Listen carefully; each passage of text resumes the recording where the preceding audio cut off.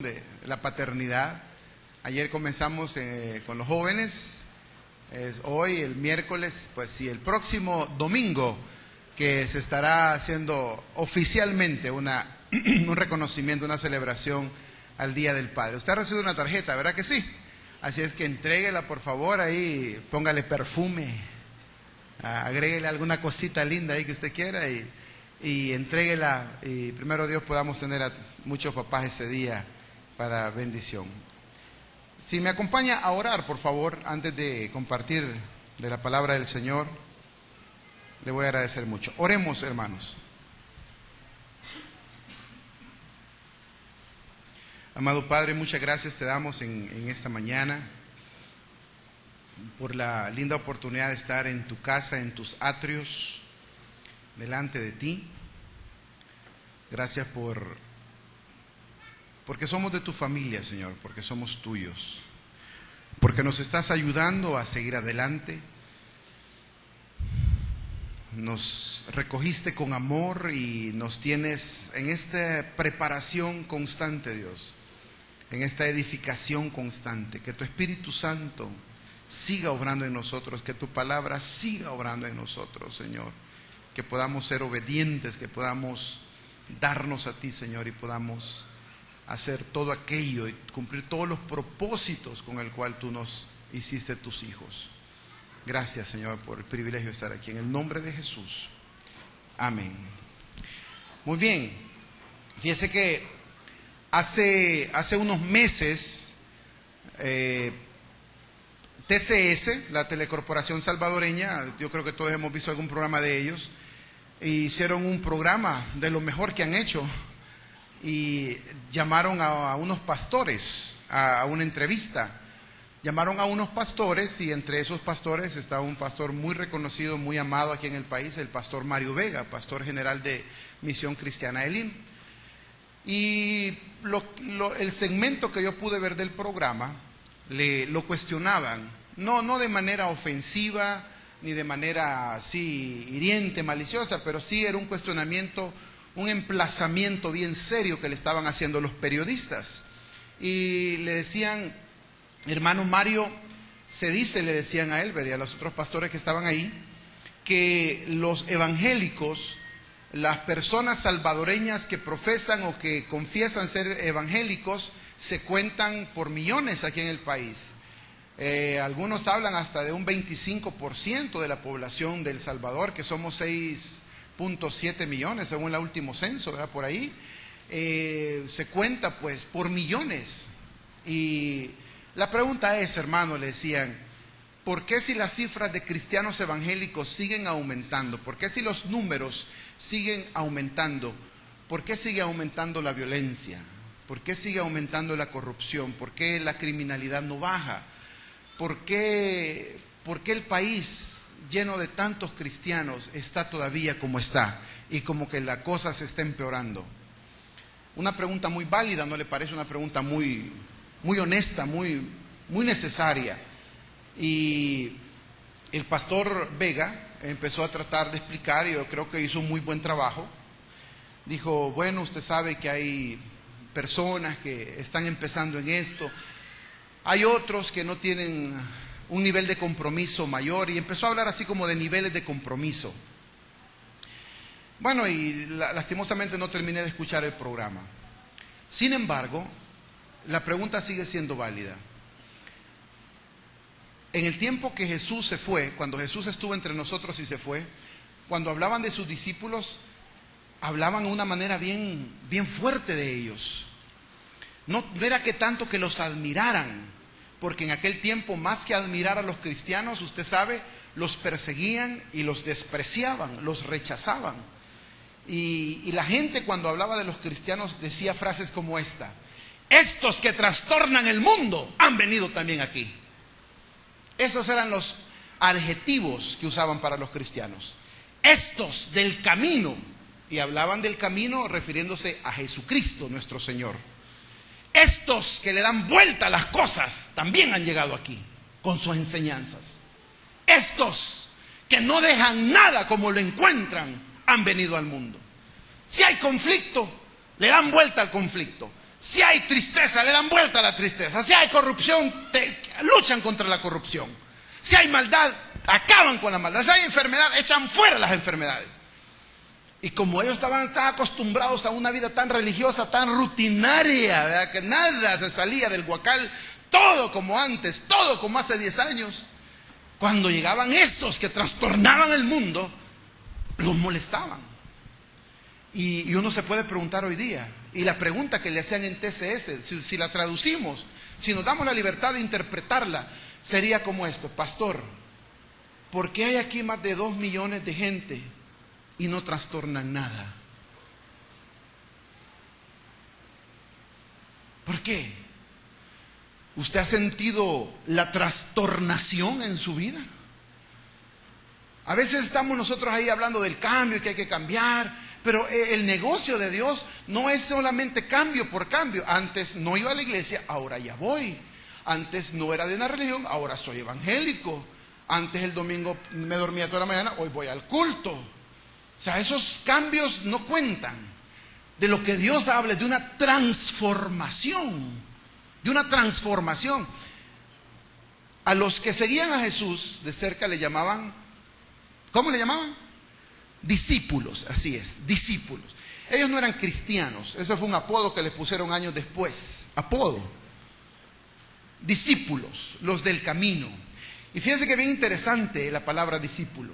A mí siempre me ha interesado porque hace 20 años, cuando yo llegué a esta congregación, el pastor de jóvenes era el pastor Ricardo Galán, hombre de Dios que yo admiro mucho, y los que lo conocen o saben de él, saben que con justa razón. Y el pastor Ricardo Galán, que era el pastor de jóvenes, había instaurado un programa aquí en la iglesia de discipulado. La palabra de moda en la sociedad de jóvenes de aquel antaño, de los cuales veo algunos veteranos por aquí, todos estábamos en la onda del discipulado. Ese era nuestro vacil. ¿Quién te discipula? ¿A quién discipulas? ¿Quién te está discipulando? ¿Ya fuiste al discipulado? ¿Ya te están discipulando? ¿Ya tienes un discipulador? Yo discipulo, tú discipulas, ella discipula, él discipula, nosotros discipulamos, vosotros discipuláis, vosotros habéis discipulado. Y conjugábamos el verbo. Era una cosa, no estaba en nada el que no tenía un discipulador y el que no discipulaba. Tristemente, la iglesia ha fallado en eso, que creemos que discipulado es que yo agarro un montón de fotocopias, siento a una marita por ahí, ¿verdad?, de buenos feligreses, le reparto la fotocopia, llenamos el papelito y nos vemos dentro de 7 días. El refrigerio, la hermana, por favor, ¿verdad?, los suspiros y la horchata, ¿verdad? Y ahí nos vamos contentos de que ya discipulamos. En el nombre del Señor, eso no es discipulado y usted lo sabe, yo también. Eso es un estudio bibliquito por ahí, ¿me entiende? Así tenía yo de papeles, mire, cuando tenía 1 año de ser cristiano en esta iglesia. Acumular papeles y boletines, eso no es discipulado. La palabra discipulado ni siquiera es del tiempo de Jesús, es todavía anterior al tiempo de nuestro Señor Jesucristo. Las escuelas griegas de filosofía, de arte, de música, como no habían institutos, como no habían escuelas, como no habían esas cuestiones, esa educación formal, aquella eminencia, aquel sabio, aquel filósofo, aquel letrado, aquel versado, reunía a su grupo de discípulos y le seguían porque querían aprender del tema de ese maestro. ¿Y sabe cuál fue el origen de la palabra? Verá qué interesante, verá qué bonito. El origen de la palabra discípulo es uno al que se le pega el polvo del que va delante de él. Y es que los maestros, cuando el maestro daba su cátedra, no crea que decía: vayan mis ovejitas, siéntense, agarren su papelito. No, él iba en la vida, él vivía lo que hacía. Él era quien era y caminaba y sus discípulos iban detrás de él. No, como no se grababa en CD, ¿verdad? El discípulo, si no alcanzaba a oír lo que su maestro decía, la regaba, perdió. Entonces iba el discípulo oyendo a su maestro y caminaba tan de cerca que cuando con la chancleta o chuña, no sé cómo andaba, levantaba polvo, ese polvo le caía en las túnicas o en la ropa a sus discípulos. Y ese que hasta se le pegaba el polvo de su maestro, ese es un discípulo. Hasta eso se le pega. Un discipulador es alguien que abre sus libros, que abre su vida. Y que no solamente reúne a un grupito de feligreses en una casa o en un templo para enseñarles algo, sino que le dice: mis libros están abiertos, mi vida es pública, no es privada. Si algo te voy a enseñar, quiero que sepas cómo soy cuando me enojo, quiero que sepas cómo soy cuando no tengo pisto, quiero que sepas cómo soy cuando estoy alegre, quiero que sepas quién soy cuando estoy peleado con mi esposita linda, quiero que sepas cómo me comporto cuando mis hijos me siento orgulloso de ellos, cuando tengo problemas con ellos, cuando me deprimo, cuando no puedo dormir, cuando me enojo, cuando me resiento. Quiero que sepas quién soy, para que sepas cómo se maneja la vida. Yo no solo quiero que aprendas de mí aquí en la iglesia cuando me tengo que portar bien y me tengo que disfrazar para verme decente. Ese es un discípulo, ese es un discipulador, aquel que le abre acceso total a la persona, así como Jesús lo hizo. Sabían cómo comía, sabían si roncaba o no roncaba, sabían a qué hora se dormía, sabían a qué hora se levantaba, sabían qué comía y cuánto comía, sabían cómo reaccionaba. Lo vieron enojarse, lo vieron hacer milagros, lo vieron llorar, lo oyeron decir cosas tiernas y lo oyeron decir cosas duras. Ya no lo soporto. La iglesia le hemos fallado a la gente, y quizás eso fue muy doloroso para que el pastor lo dijera por televisión cuando lo entrevistaron en ese programa.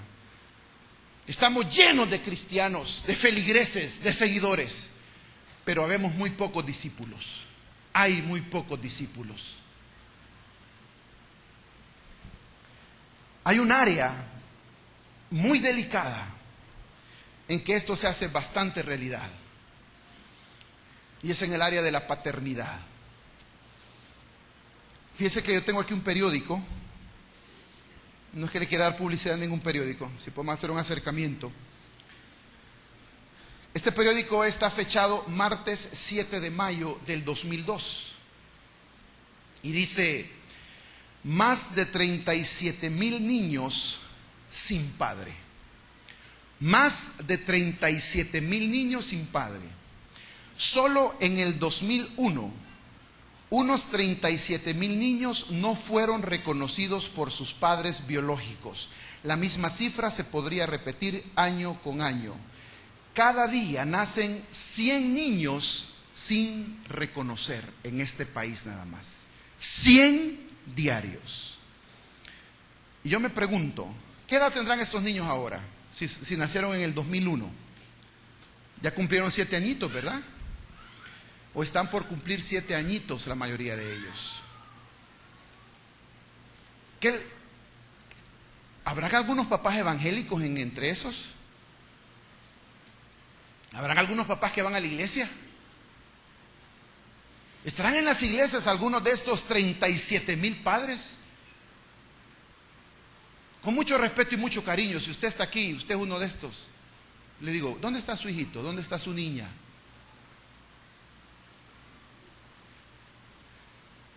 ¿De qué promoción es usted?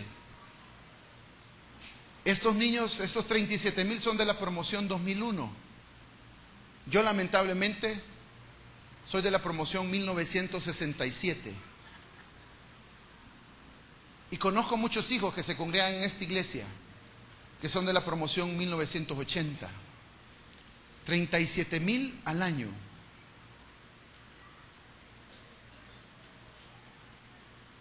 Mire lo que dice Génesis 2:24. Recabemos esta información. Génesis 2:24 es una declaración imponente del discipulado. Este es un texto que también asusta a muchas suegras. Este es un texto que no le gusta a muchas mamás. Pero ahí va, con todo cariño. Por tanto, dejará el hombre a su padre y a su madre, y se unirá a su mujer, y serán una sola carne. Por tanto, dejará el hombre. En el plan maravilloso de Dios, Dios dijo, bueno, cada hogar necesita un hombre, cada hijo necesita un padre, cada mujer necesita un marido, hombrecito, derecho. Y yo le voy a procurar a esa mujer y a esos hijos de esa nueva familia que tengan al tata que se merecen, que tengan al hombre, al hombrecito que deben tener. Por tanto, decido, dijo Jehová, que cada hijo y cada hija nazca y crezca en medio de un hogar estable, con padres que lo amen y que se comporten como hijos de Dios. Y que al crecer en ese hogar, ese hijo, llegue el momento que tenga que dejar a ese padre y a esa madre, aunque no quiera, porque son tan unidos, es tan discípulo ese hijo de su papá, pero va a tener que empezar una obra nueva. Y va a dejar a su padre y a su madre y se unirá a su mujer y empieza la bella historia otra vez. Va a ser tan unido con esa chera, con esa dama, con esa mujer, que ese hijo que nazca de ahí va a decir: qué bárbaro mi papá, cómo la quiere, cómo la trata. Que es un padre en todo el sentido de la palabra. Y yo quiero ser como él cuando me toque dejar esta familia y empezar un nuevo hogar. Los que somos papás aquí, ¿quién nos discipuló como papá? ¿Quién? Y quiero repetir esto y lo voy a repetir varias veces durante el tiempo que me queda de predicación. Vive Jehová y sabe el Señor que esto no es un ataque, Dios guarde. Esto no es un reclamo. Esto no es una ofensa. Eso es un grito de auxilio. Porque todos los que somos aquí, que ya somos papás, también necesitamos a nuestro Padre. Lo necesitamos en el pasado y lo seguimos necesitando en el presente. ¿Quién es tu papá? De estos 37,000 niños, algunos están en sala cuna, algunos ahorita están en ministerio infantil. Y usted sabe perfectamente que ningún ministerio infantil, ninguna iglesia va a solucionar lo que solo un padre puede hacer por sus hijos. No hay iglesia, no hay sustituto para un papá. Eso no existe. No hay programa eclesiástico, no hay libro, no hay iglesia, no hay ministerio que va a sustituir o hacer lo que solo un padre puede hacer. Los padres necesitamos a nuestros hijos. Los padres los necesitamos y necesitamos que nuestros papás arreglen las situaciones que puedan tener, porque cada hombre está llamado a ser discípulo de un padre. ¿Cómo es Dios? ¿Qué pide Dios? ¿Qué está haciendo Dios en todo esto? ¿Cómo es Dios? Y vamos a ver una vez más. Yo le pido a usted que escudriñe conmigo. Metámonos en esto juntos ahorita. Escudriñemos una vez más, exploremos una vez más qué clase de Padre es Dios. Y veamos cómo podemos ir levantando este asunto y haciendo algo con respecto a toda esta situación que nos está quejando. Ayer también veía en la televisión a una juez de menores en este país que estaba diciendo, y era un programa internacional que lo dieron en un canal que pasan programas de estudio de la violencia en los países, y el 75% del programa fue dedicado a El Salvador, a la situación de las maras y las pandillas.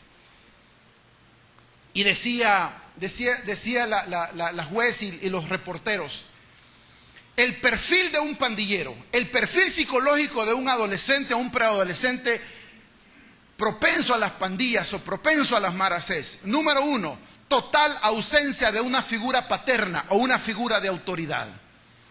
Eso lo sabemos. No hay una figura paterna o una figura de autoridad sana en su vida, estable, saludable. 2, no hay vínculos familiares. No hay la imagen de familia. Para él existe una casa donde llega a dormir, a comer, a cambiarse, pero familia para él es un concepto difuso, es un concepto borroso, no muy claro o totalmente confuso.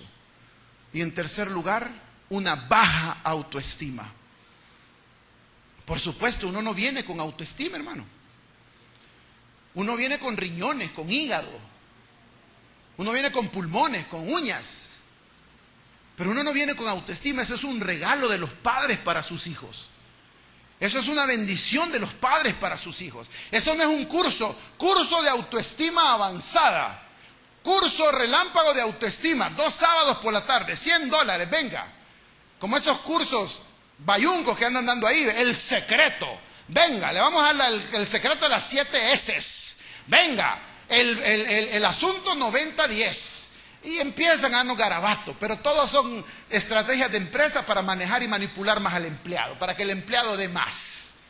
No les interesa a la persona, les interesa la producción, les interesa los resultados de la empresa. A Dios le interesa a cada uno de sus hijos y de sus hijas. Dios sí está interesado en el carácter de sus hijos y de sus hijas.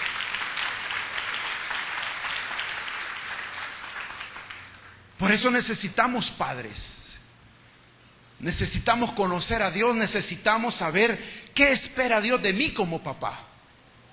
¿Qué espera Dios de mí? ¿Cuál es el perfil en que me he metido, Dios mío? Y mire, Dios nuestro Padre es bellísimo. Una de las cosas más importantes por las cuales vino Jesús a la tierra fue para mostrarnos esa faceta preferida y maravillosa de Dios como Padre nuestro. Esas fueron las dos palabras con que Jesús describió a su Padre, describió a Dios. Dígame una descripción de Dios, le dijeron a un niño. Dios es amor, dijo, y ganó. Pero el otro le empató porque dijo, Dios es nuestro Padre. Y Jesús lo enfatizó. Él quiere que pensemos en Él como un Padre y que así nos dirijamos a Él. Pero más que pensemos, yo creo que a ninguno de ustedes, son siendo honestos hermanos, respóndame esta pregunta. ¿Verdad que a ninguno de ustedes le cuesta pensar en un Dios como su Padre? ¿Verdad que no? Como a estos niños, si yo les dijera, ahorita ¿verdad? Me dan unos 100 de ellos, yo les diga, miren, ustedes niños son del 2001, ¿verdad? Ustedes no lo reconocen su papá, pero miren, su papá existe. Su papá está vivo. A estos niños no les costaría asimilar el concepto intelectual de papá, pero el gran problema es que no lo tienen. Aunque yo venga y les diga, vaya papitos, hagan cola, a los 100 niños les voy a dar un abrazo, porque yo soy bien cariñoso con las criaturas. Ay, me dan lástima los huérfanos, venga pajarito. Y aunque les dé un abrazo a cada bichito, y sería bueno, pero eso no va a sustituir a su papá. Eso no va a llenar ningún vacío. Eso es darle un pedacito de dulce, un pedacito a un niño en fuerte, en crítico estado de desnutrición emocional. Pero Dios nuestro Padre quiere revelarse, pero no solo quiere que pensemos en Él como papá o que nos dirijamos a Él como papá, sino que lo experimentemos como papá. Que tengamos esa experiencia. Yo no le podría decir a Amy o a Gracia, a mis hijas, yo soy su papá, niñas, pero así a la distancia. Yo aquí estoy, yo soy su papá, pero que eso de abrazos, a mí no me criaron así. Yo no soy de esos tantos que andan abrazando y que te quiero, que te amo. Estaría siendo una aberración de padre. Porque tiene que haber, sé que tengo papá, me dirijo a él como padre, pero lo disfruto como padre, lo experimento como padre. Y ese es el discipulado del que Dios está hablando. Ese es el hombre que debe casarse. No el hombre que va a repetir la historia y no se va a esforzar por reescribir una historia de amargura que está escrita en su corazón, que está metida en su ADN. Y eso es lo tremendo, que a los que ya somos papás, con humildad pero con esperanza tenemos que reconocer, con humildad y con esperanza, se me pegó el polvo que levantó mi padre.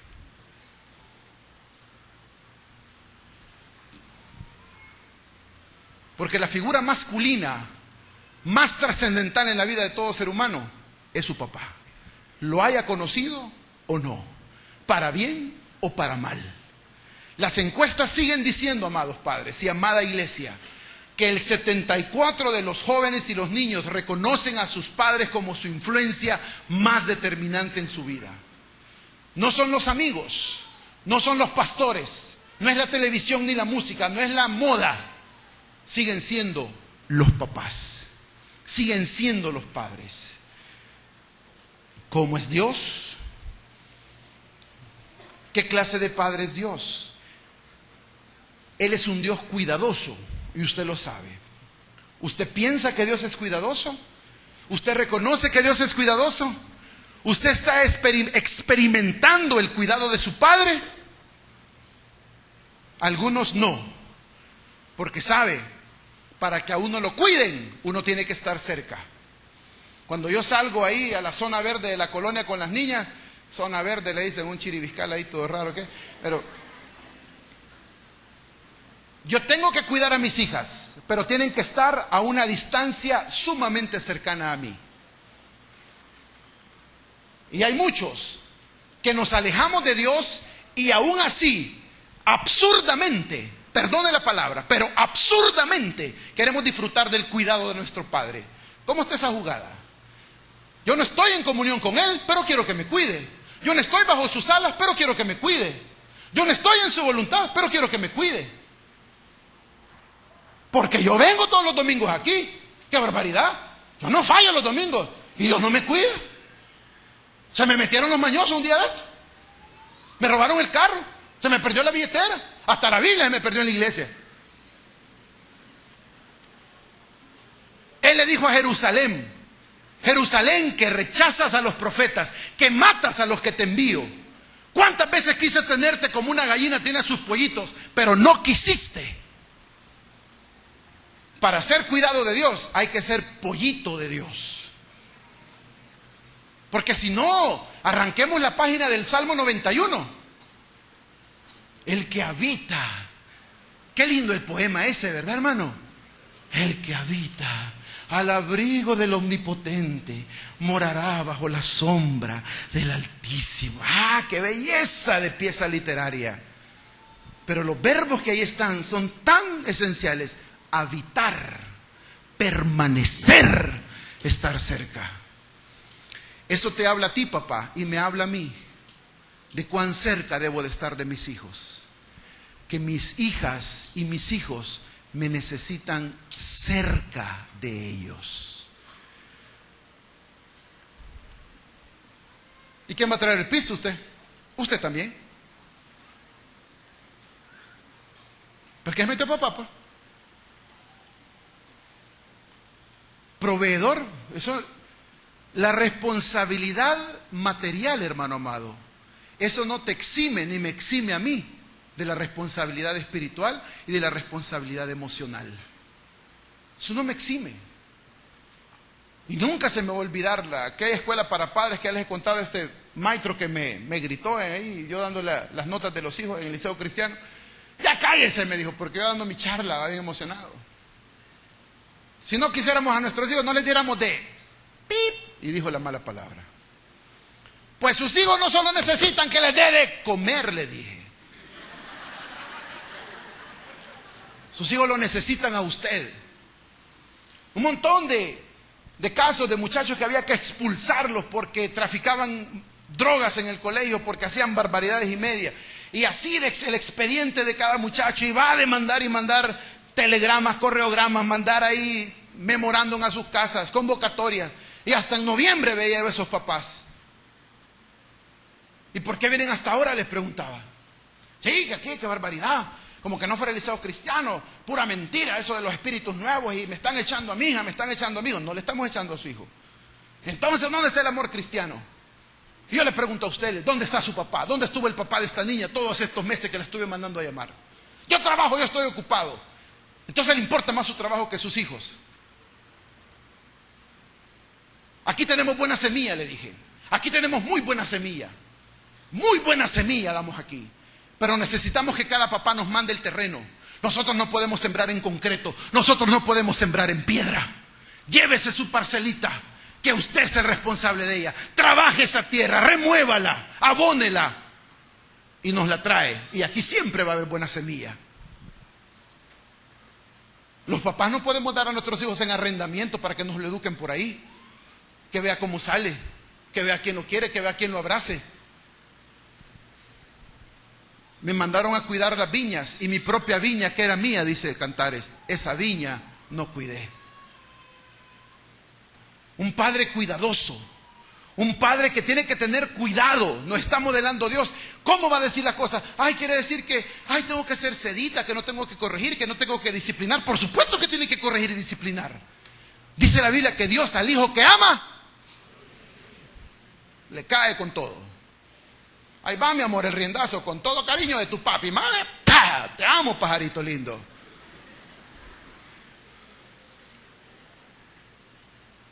Pero con cuidado. ¿Qué tal estos dos escenarios? No hay pisto, voy, ¿qué quieres que haga? Ve como que el pisto nace en los palos. No fregues. Ya no estudié, ¿qué voy a hacer? El otro escenario es: hijos, estamos atravesando una crisis económica difícil. Me quitaron el trabajo, no sé qué hacer.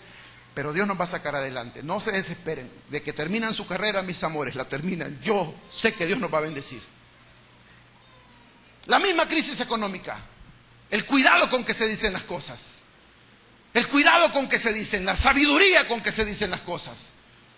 Ya no aguanto a esta mujer, cállate mejor. No, mi amor, los padres siempre tenemos problemas con nuestros hijos. Hay discusiones, pero yo amo a su madre y ella me ama a mí. No se preocupe, vamos a arreglar este problema. Cuidado, mucho cuidado cómo se dicen las cosas, cómo se hacen. Hace unos días, mi hija tuvo un accidente aquí en las gradas de la iglesia. Amy se cayó, se golpeó la espalda, quedó sin respiración porque se golpeó la nuca. Cuando yo llegué a encontrarla, no podía ni caminar ni respirar. Me moría del susto yo ahí. Pero yo no comprendía, aparte del dolor de la niña, aparte del dolor físico, yo le notaba una angustia extra. Y hasta en la tarde le entendí, cuando la llevé al hospital. Ella iba llorando y yo le decía, no mi amor, no llore, le van a hacer radiografías, le van a hacer exámenes, pero no le va a doler, ya va a ver, yo voy a estar ahí con usted y todo eso, ¿verdad? Pero es que están enojados, papi. Está enojada mi mami, estás enojado tú, porque me caí. Y yo recuerdo, fíjese, cuando tenía 6 años a mí me atropelló un taxi. Mi mamá me mandó a hacer un mandado y me atropelló el taxi, usted ingrato. Mire, pero fue tan bueno, yo bendigo a ese taxista y bendigo a todo el gremio de taxistas del mundo. Porque el hombre se bajó y me recogió. Gracias a Dios no estaba yo tan fornido. Aunque ya tenía, ¿verdad? Mis genes, pues, ¿verdad? Entonces, mire, bien lindo el hombre. Quizás tenía hijos, ¿verdad? Se bajó del taxi, me recogió ensangrentado. Y lloraba. Yo me acuerdo del rostro del hombre. El hombre lloraba. Hijo, me decía, ¿dónde vivís, hijo? ¿Dónde vivís? No, no me llevé donde mi mamá, le decía. No, lléveme donde mi tía Blanca, le decía, una tía que yo tengo, ¿eh? No me lleve donde mi mamá. ¿Y por qué, hijito? ¿Y por qué? Es que me va a pegar, le dije yo. Es que me dijo que tuviera cuidado y no tuve, le dije.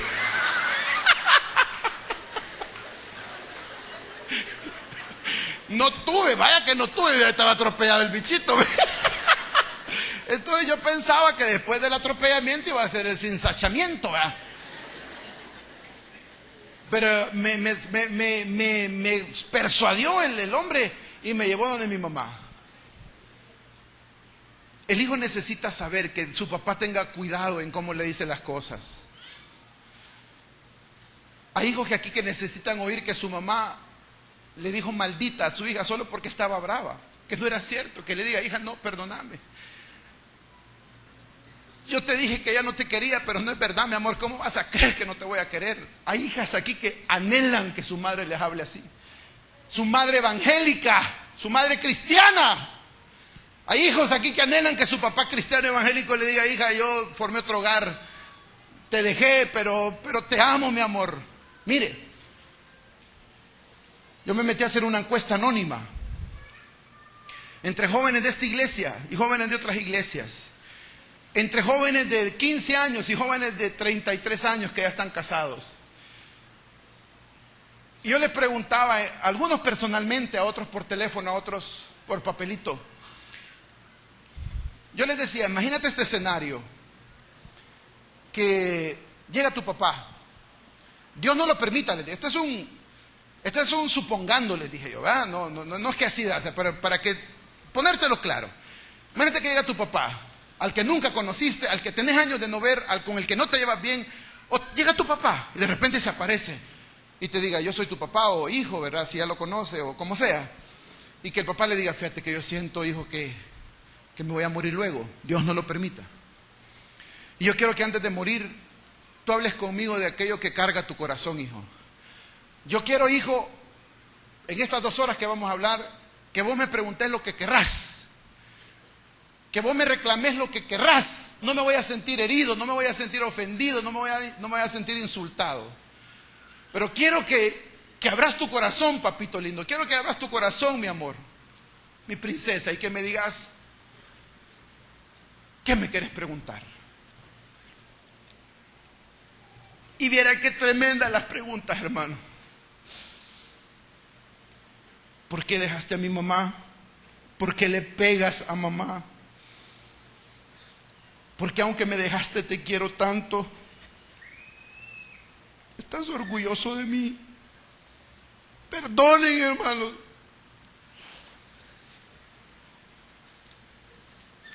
¿Por qué le gritaste a mamá cada vez que te pedía para la comida?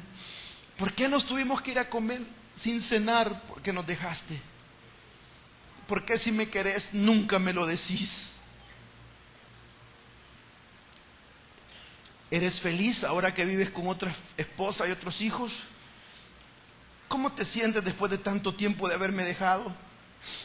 ¿Por qué me dejaste siendo tu único hijo? Yuca. Hay una muchacha bien linda que me pide oración ahí, fíjese. Me dice: pastor, ore por mí. Quiero buscar a mi papá. Dicen que está vivo. Y estoy orando para que me entregue el día que me case. Ore que me lo conceda. Mire qué linda. Vea que vamos a orar por ella, hermano. Porque haya su papá. Y porque quiere que la entregue el día que se case. ¿Están pidiendo demasiado a nuestros hijos, hermano? ¿Están pidiendo demasiado? Pregunto. ¿Están pidiendo demasiado? Dios es un Dios cuidadoso que dice que aunque nosotros seamos malos, le podemos dar buenas cosas a nuestros hijos. Yo no quiero que viva conmigo, dice otro. No quiero que deje a su otra esposa y que se venga. No quiero que me adopte. Solo quiero saber si está orgulloso de mí. Quiero saber, dice otro, ¿por qué maltrató tanto a mamá? ¿Por qué no la apoyó? Otro hijo muy valiente, muy lindo, dice: yo quiero preguntarle a mi papá por qué no me pidió ayuda. Yo quería ayudarle, dice, pero no me pidió ayuda. Todas son anónimas, hermanos, porque aquí con la ayuda del Señor le enseñamos a los hijos a que honren a sus padres. Esto es el pan nuestro de cada sábado. Aquí los jóvenes no me dejarán mentir.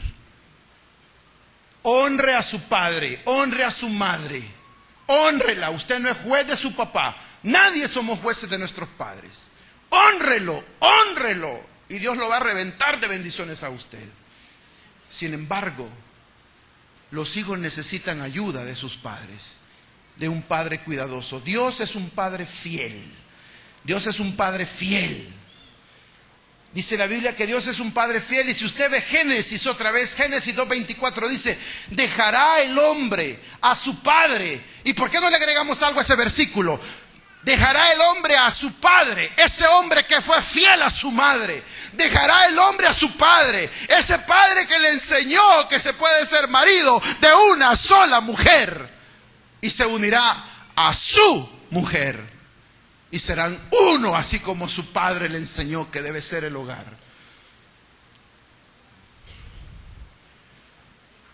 Hay muchos hijos que tienen miedo de casarse. Hay muchos jóvenes y adultos jóvenes que ponen muchos pretextos porque le tienen un pánico al compromiso. Y usamos excusas como esta: es que yo me casara aunque ya tengo 10 años de andar con esta, ¿va? Pero fíjate, pastor, que no me caso todavía porque todavía no tengo la casa. Y él sabe que no es una casa lo que necesita, sino sentirse hombre para esa mujer. Tiene miedo del compromiso que no aprendió. Es que fíjese que solo yo trabajo y necesitamos trabajar los dos para sacar una casa del fondo. Aunque vivas en el fondo del barranco, le digo yo, Dios te va a sacar adelante. Y andamos ahí maquillando nuestras carencias. No es eso. Es que necesitamos aprender fidelidad. Necesitamos aprender fidelidad. Otra pregunta subliminal que le hicieron al pastor en esta entrevista de TCS fue: ¿por qué si hay tantos maridos evangélicos sigue siendo el nivel de divorcio sigue siendo igual? ¿Por qué de cada 2 matrimonios seculares hay un divorcio? ¿Y por cada 2 matrimonios evangélicos hay un divorcio también. ¿Por qué? Esa era otra pregunta que estaba por ahí. ¿Por qué los jóvenes no creen en el matrimonio? ¿Por qué solo quieren vacil? ¿Por qué? ¿Por qué tener que andar de novia en novia? ¿Es que acaso vieron que su padre andaba de mujer en mujer? Como decía sabiamente el pastor del colegio de mis hijas ayer en un culto. Eso de andar de novia en novia solo te prepara para ser infiel en el matrimonio. Si estás metiéndote con una chera y con otra y rompiendo con una y con otra, te estás preparando para el divorcio. Te estás metiendo en la sangre que podés empezar una relación sentimental con una bicha y romperla y dejarla herida. Eso es terrible, ponerse en ese plano, en esa situación. Mucho cuidado. Dios es un Padre fiel, dice la Biblia. Todo lo bueno y perfecto que se nos da viene de arriba de nuestro Padre. Dios es el mismo, no hay variaciones ni oscuridades en Dios. Dios jamás retira sus dádivas ni sus regalos, ni se retracta de sus promesas. Dios no nos quita lo que nos da. ¿Usted le retira el amor a sus hijos? ¿Usted le retira la palabra a sus hijos? Usted quítele si quiere los dulces, quíteles un programa, quíteles un paseo, pero al hijo jamás se le retire el amor. ¿Acaso no somos hijos de un padre que dice, jamás te dejaré y nunca te abandonaré? ¿Acaso no somos hijos de un padre que dice, mi hijo eres tú, mi hija eres tú, naciones daré por ti? ¿Acaso no cantamos y oramos cuando Dios nos compara con la parte más delicada de su ojo y dice, sos como la niña de mi ojo? ¡Ay! ¡Ay del que se atreva a querer hacerte daño! ¡Ay del que se atreva a hacerte daño! Y ese Padre fiel quiere que usted, después de este culto, vaya y hable con alguien de sus hijos y le diga, perdón, yo tampoco te voy a dejar, mi amor, yo nunca te voy a abandonar. ¿Cómo vas a creer? ¿Cómo vas a creer? Jamás te dejaré, jamás te abandonaré, jamás dejarás de ser mi hija, jamás dejarás de ser mi hijo. Mi amor por ti no es negociable. Mi amor por ti sí que es incondicional. Ese es un Dios fiel. Dios es un Padre cercano. Dice la Biblia que Dios hizo esto para que todos lo busquen. Dios es un Padre cercano. Dios es un Padre que está allí, que no solo va a entregar a la hija el día de su boda. Dios necesita que seamos cercanos. Dios necesita que estemos cerca de nuestros hijos. Cerca no para asfixiarlos, cerca no para vigilarlos. Es terrible que muchos hijos lo único que sienten es que su papá y su mamá los vigila, los controla. No se trata de ser un padre controlador. No se trata de tener un hijo de 21 años y querer manejarle la vida, querer manipularlo, querer chantajearlo emocionalmente. ¿Qué es eso? Cercano significa, cuando me necesites, ahí estoy. ¿Quieres apoyo? Para eso soy tu padre. ¿Quieres impulso? Para eso estoy aquí. ¿Quieres protección? Pedímela y te la doy. ¿Quieres que intervenga? Intervengo. ¿Quieres que respete tu espacio? Lo respeto. Pero estoy pendiente, mi amor. Estoy pendiente, mi cielito. Oiga, estoy pendiente. Usted llámeme. Usted hábleme. Usted dígame. Ahí estoy. Y Dios es así. Ese es el perfil de padre. ¿Por qué hay tantos que dicen ser cristianos? Era la pregunta del noticiero. Porque están demasiado lejos de su Dios. Porque están demasiado lejos de su Padre. Del Padre asesor. ¿Qué hago? ¿Qué hago, Padre? ¿Qué digo, Padre? ¿Hacia dónde me muevo, Padre? ¿Me quedo quieto, Padre? Habemos demasiados que vivimos nuestra vida como yo sé qué hacer, yo sé cómo manejarla. No, Señor. De ninguna manera. Tenemos que depender de nuestro Padre. Estamos en un mundo peligroso. Dice la Biblia que estamos en un mundo donde la maldad se ha multiplicado. Y se ha multiplicado, que galán, que por 2 o que por 3. Se ha multiplicado de una manera vertiginosa y escandalosa. Como nunca debemos de vivir cerca de nuestro Padre. De ese que dice que nos tiene en la palma de su mano, para que nadie nos arrebate. Hay 3 excelentes verdades acerca de este punto de Dios, y es que Dios nunca está demasiado ocupado para mí. Dios jamás está demasiado ocupado para mí. Nunca, jamás. ¿Quiénes experimentan esto? ¿Quiénes lo viven? ¿Quiénes saben? ¿Quién es el padre que está aprendiendo a hacer esto para sus hijos? Siempre está cerca de los que te llaman con sinceridad, dice el Salmo 145. Dios ama suplir mis necesidades. Es otra verdad de este Padre cercano. Él ama suplir lo que yo necesito. Ahora, hermanos, le voy a decir algo con mucho respeto para Dios. Y usando esta forma de hablar. A Dios le duele. A Dios le lastima, si cabe esta expresión, que cuando hablamos de nuestras necesidades solo pensemos en dinero. A Dios no le gusta que cuando decimos, hermanos, vamos a orar, vengan, vamos a orar por las necesidades del pueblo de Dios, y que solo pensemos en pisto. ¿Qué pensará Dios, hermano? Bueno, y este cree que lo único que necesita es pisto, pues. No puedes ver otra necesidad que tengas por ahí. Es real la necesidad de dinero. Pero, ¿qué otra cosa necesitaré? ¿Qué otra cosa necesitaré? ¿Necesitaré humildad? ¿Necesitaré obediencia? ¿Necesitaré criterio? ¿Necesitaré fidelidad conyugal? ¿Necesitaré reconocimiento de mis errores? Uno de estos papeles, bueno, varios de estos papeles dice: papá, ¿por qué no reconoces nunca tus errores? Uy, y esa malcriadeza, pastor, es que un papá tenga que reconocer sus errores. ¿Y a dónde hay papás perfectos? Dígame usted. Ya quisiera yo ser un padre perfecto para mis hijas, como ellas se merecen. Pero debo de reconocer mis faltas y mis errores. Debo de reconocer esa necesidad de que me involucro en un montón de volados para no estar con mis hijos, o para tener la excusa espiritual de que no estuve con ustedes porque le estoy sirviendo al Señor. ¿Cómo no? Qué lindo va a ser ese día cuando venga alguien a renunciar a un ministerio y nos busque a cualquiera de los pastores de esta iglesia y nos diga: pastor, voy a renunciar. Fíjese, ¿por qué, hermano? No, es que simplemente quiero dedicarme más a mi familia y quiero buscar más a Dios. Ese día vamos a sentir que estamos haciendo algo bien en esta iglesia. Pero en 20 años que yo tengo que congregarme aquí, nadie se ha ido de un ministerio por eso. Se ha ido por haragán, se ha ido por cobarde, se ha ido por perezoso, por resentido se han ido un montón. Por la novela se han ido otros. Ay, que sabrá de la novela. Pero el día que alguien renuncie a un montón de volados que los ponemos a hacer aquí porque quiere estar con sus hijos, ese día cae la unción en esta iglesia.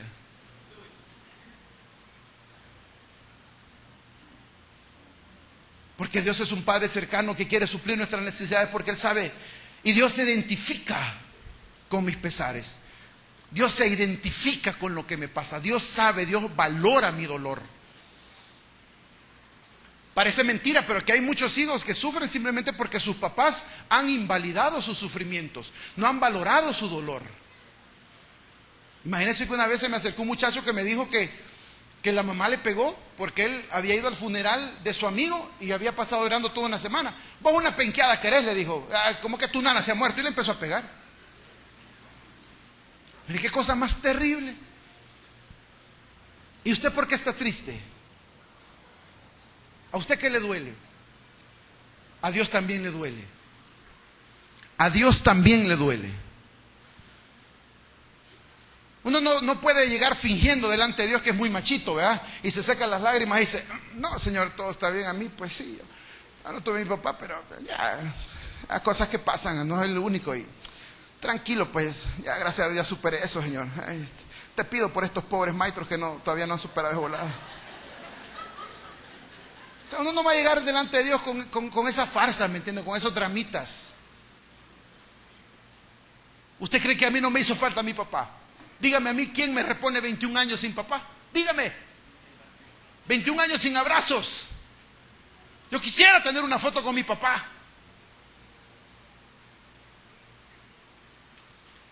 Y tengo 20 años de estar en este proceso de sanidad. Pero según me han dicho, es un proceso que va a durar toda la vida. Y ay de mí el día que me haga el de los panes y me ponga a fingir de que ya lo superé. Ahora doy clases de esto. Salud.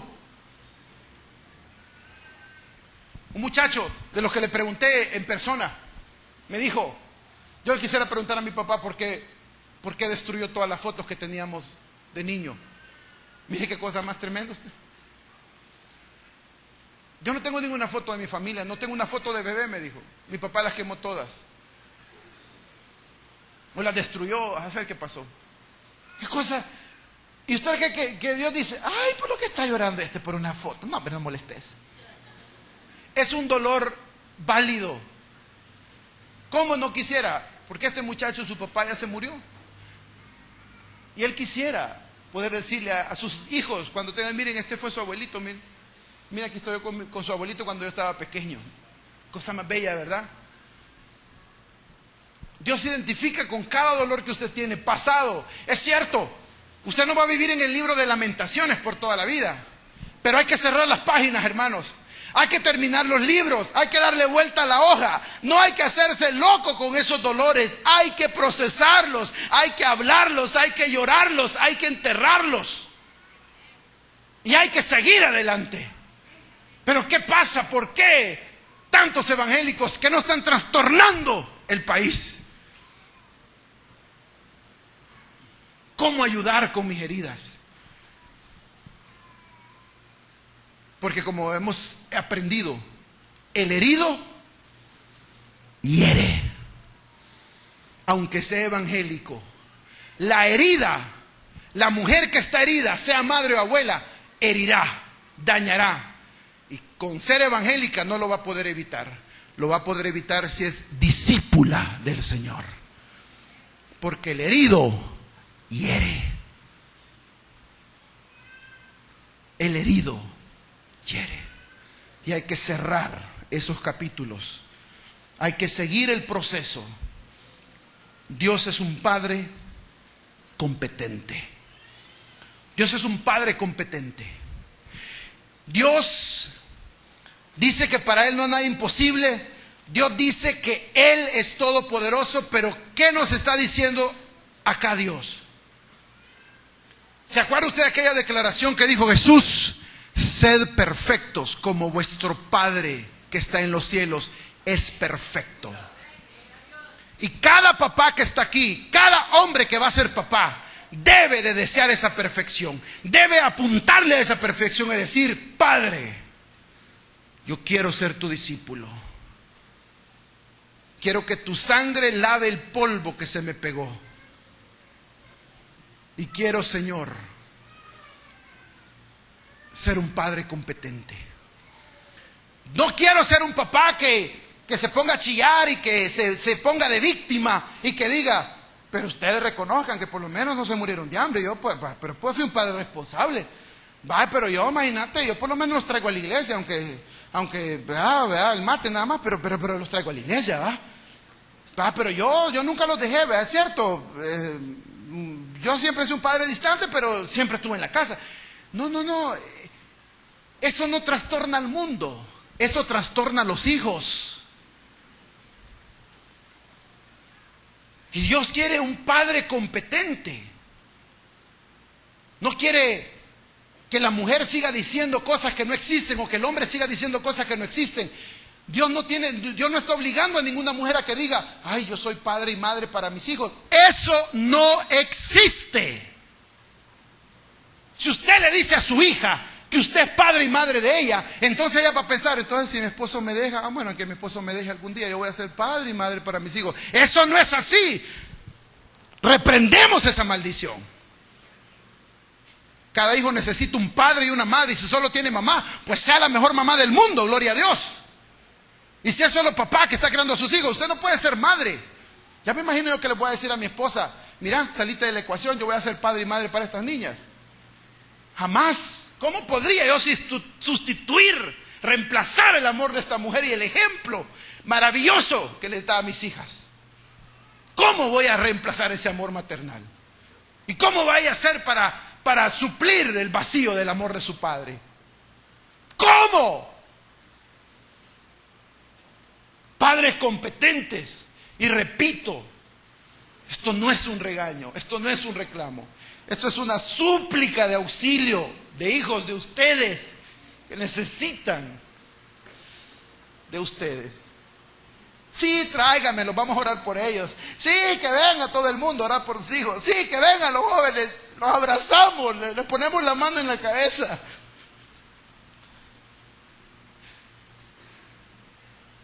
pero ellos necesitan el abrazo de su papá, de su mamá. Si un pastor bien intencionado ahí, que se la lleva de buena gente, le quiere poner la mano y le abraza y le dice, mijito lindo, está bueno. Pero esas son migajas y los hijos necesitan pan en la mesa de su padre. Pan. Mire, Jesús fue cuidadoso de cuidar a sus hombres, valga la redundancia. Cuando aquella mujer le dijo, Señor, mi hija se me muere. No, le dijo, el pan de los hijos es de los hijos. No puedo estar dando pan porque yo ya tengo a quien darle el pan. Pero fue busa la mujer, ¿verdad? Pero aunque sea unas migajitas, Señor, le dijo, de las que botan los hijos. Usted no puede dejar a sus hijos recibiendo migajas de nadie. Oiga, porque Dios para eso le dio un papá, para que lo quiera, para que lo llene. Y yo sé, papás, los que somos papás, que estamos aquí, yo sé, papás. ¿Y nosotros? Bueno, aquí tenemos a este Padre amoroso, cuidadoso, fiel, que nos invita a ser sus discípulos a partir de ahora. ¿Se anima al viaje? ¿Se anima? ¿Se anima a meterse con un Dios que dice, hijo mío, jamás te dejaré, nunca te abandonaré, y la buena obra que comencé en ti la perfeccionaré hasta el día de Jesucristo? Yo soy tu Padre, mi hijo eres tú, mi hijo eres tú. Incline su rostro, hermano, vamos a orar. Oremos a nuestro Padre Santo, a nuestro Padre bello, a nuestro Padre bueno. Haga su propia oración, por favor, se lo suplico. Yo voy a hacer la mía. Haga su propia oración.